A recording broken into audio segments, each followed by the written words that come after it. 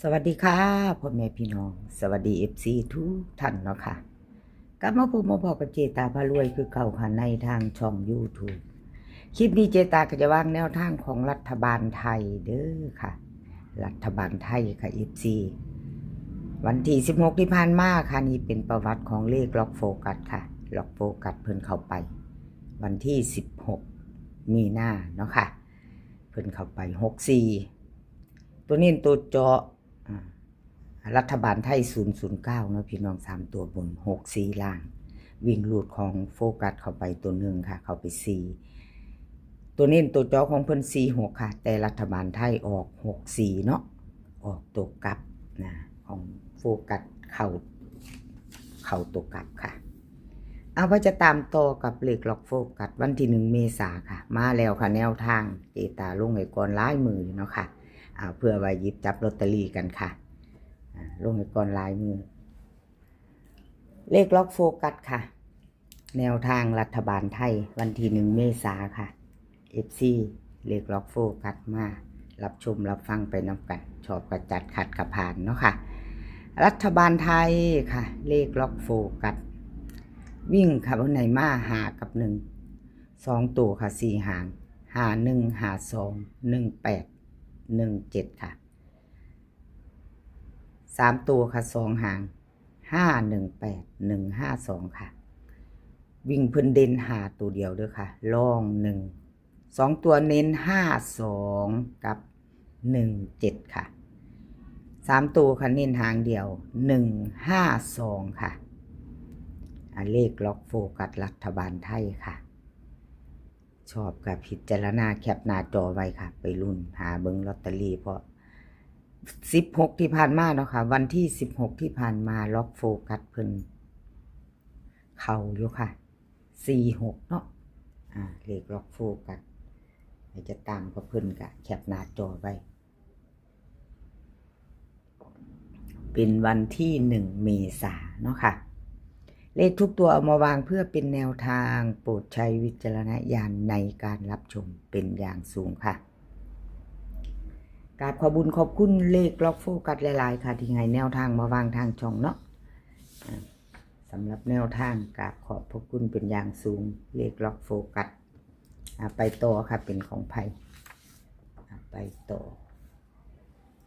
โอน้อยนำโชคค่ะโอน้อยนำโชคเพิ่นก็เข้าไปคือกันเด้อค่ะ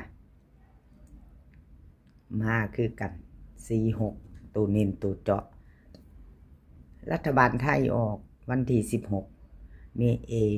มีนาเนาะค่ะ009ล่าง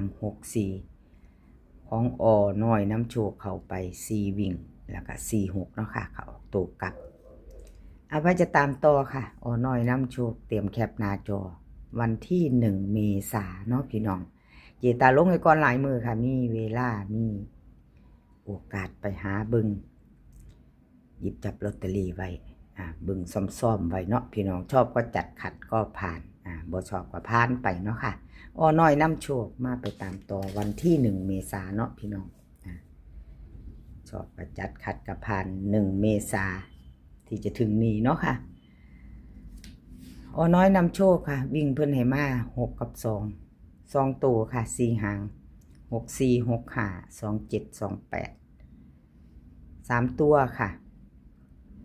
3ตัว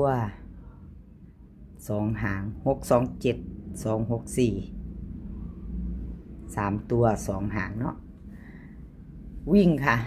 ลอง6เด่น2เด่น2ลอง6 2ตัวเพิ่นเน้นเขา64กับ27 3ตัวเน้นหางเดียวค่ะ627รัฐบาลไทยค่ะของอน้อยนำโชคเนาะค่ะ16มีนาเพิ่นก็เข้าไปอยู่ค่ะพี่น้องสีเส้นดังเด้อค่ะสีเส้นดังในคลิปนี้เลขล็อกโฟกัสอน้อยนำโชคไทยมักหวยแล้วค่ะรับสายด่วนค่ะสีเสียนดังเข้ามาเด้อพี่น้องรัฐบาลไทยเพิ่นเข้าเด้อค่ะสีเสียนดังนี่เอากราบขอบุญขอบคุณอน้อยน้ำโชคหลายๆค่ะที่ให้แนวทางมาวางทางช่องของเจตากราบขอบพระคุณเป็นอย่างสูงค่ะ มาตามต่อมาแล้วค่ะไทยมักหวยรัฐบาลไทย4 เซียนดังนี่เข้าไปแล้ว3 เซียนเด้อพี่น้องเข้า3 เซียนคลิปนี้นะรัฐบาลไทยเอาFCใหม่ถ้าเพิ่งผ่านเขามาเห็นจับตามองค่ะพิจารณาถ้าชอบแนวทางเดียวกันยังบ่ทันกดติดตามก็กดไว้เนาะกดช่องเจตาพารวยแนวทางของรัฐบาลไทยค่ะคลิปนี้กดติดตามแล้วก็อย่าลืมกดกระดิ่งแจ้งเตือนค่ะเอาไทยมักหวยค่ะรัฐบาลไทยออกวันที่16 มีนาที่ผ่านมา3 ตัวบน009 6 4ล่างวิ่งของเพิ่นเข้าไปทั้ง9บน4ล่างค่ะแต่เพิ่นเข้าไป90ตัวกลับ2 ตัวบนค่ะตัวเน้นตัวเจาะแต่เป็นตัวกลับเนาะรัฐบาลไทยออก09ไทยมักหวยออก90ค่ะเป็นตัวกลับเอาพิจารณาแนวทางใหม่ของเพิ่นค่ะใครจะตามต่อกับไทยมักหวยมาแคปหน้าจอไว้มาซ้อมๆเบิ่งพิจารณาไปนำกันค่ะวันที่1 เมษายนที่จะถึงนี้ค่ะ FC ไทยมักหวยค่ะวิ่งเพิ่นให้มา5กับ2ตัว3หางค่ะ52 27 53 3ตัว2หางค่ะ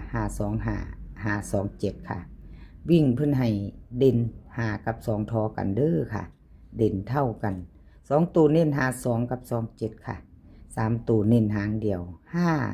525ค่ะไทยมักหวยไผจะต่อกับเพิ่นแคปหน้าจอไว้ครับพี่น้องพิจารณาเบิ่งเพิ่นเข้าอยู่เนาะเพิ่นเข้า2ตัวบนเนาะค่ะเข้าไป9009แคปหน้าจอค่ะไผจะต่อกับไทยมักหวยครับขอบคุณไทยมักหวยหลายๆเด้อค่ะที่ให้แนวทางมาวางทางช่องของเจตาขอบพระคุณเป็นอย่างสูงค่ะแคปหน้าจอแล้วมาไปต่อค่ะเป็นของใครเป็นของใคร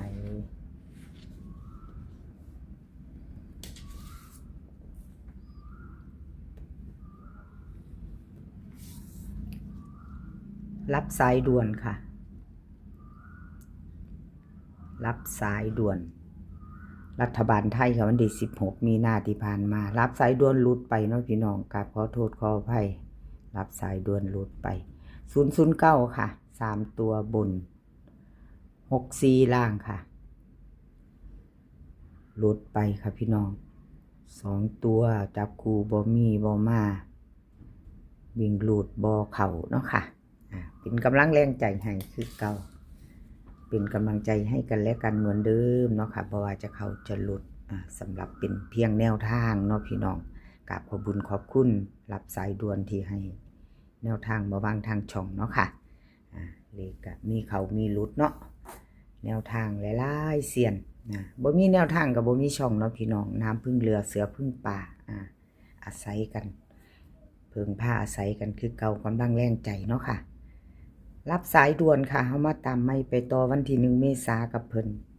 รับสายด่วนวิ่งค่ะเพิ่นให้มา5กับ7 2ตัว4หางค่ะ57 58 71 72ค่ะ3ตัวค่ะ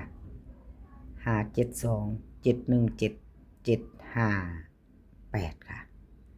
วิ่ง2ตัวค่ะ5กับ7 2ตัวค่ะ58กับ72 3ตัวค่ะหางเดียว758แคปหน้าจอค่ะใครจะไปต่อกับรับสายด่วนแคปหน้าจอค่ะถ้ารัฐบาลไทยเนาะพี่น้องวันที่1 เมษายนจะถึงนี้เนาะ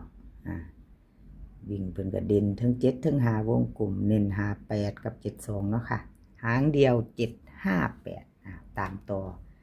รัฐบาลไทย FC รับสายด่วนเนาะค่ะกับขอบคุณรับสายด่วนหลายๆที่ให้แนวทางมาวางทางช่องของเจตาเนาะค่ะกับขอบคุณเป็นอย่างสูงเนาะ FC ใหม่เนาะค่ะกับขอบคุณแล้วก็ FC เก่ากับขอบคุณเป็นอย่างสูงทั้งใหม่ทั้งเก่าที่เขามารับชมรับฟังทางช่องของเจตาค่ะเขามากดไลค์กดแชร์มาคอมเมนต์มาให้กำลังใจเจตาเนาะกับขอบคุณเป็นอย่างสูงค่ะอาทิตย์นี้ขอให้พี่น้องโชคดีกับรัฐบาลไทยวันที่1 เมษายนเนาะค่ะให้โชคดีกันทุกคนมื้อนี้ก็ขอให้มีความสุขค่ะขอให้สุขภาพร่างกายแข็งแรงกันทุกคน เดินทางไปไสก็ขอให้ปลอดภัยค่ะ เดินทางไปขอให้มีโชคกลับมาขอให้ไม่ใช่คลิปหน้าพอกันใหม่คลิปนี้ก็สวัสดีค่ะ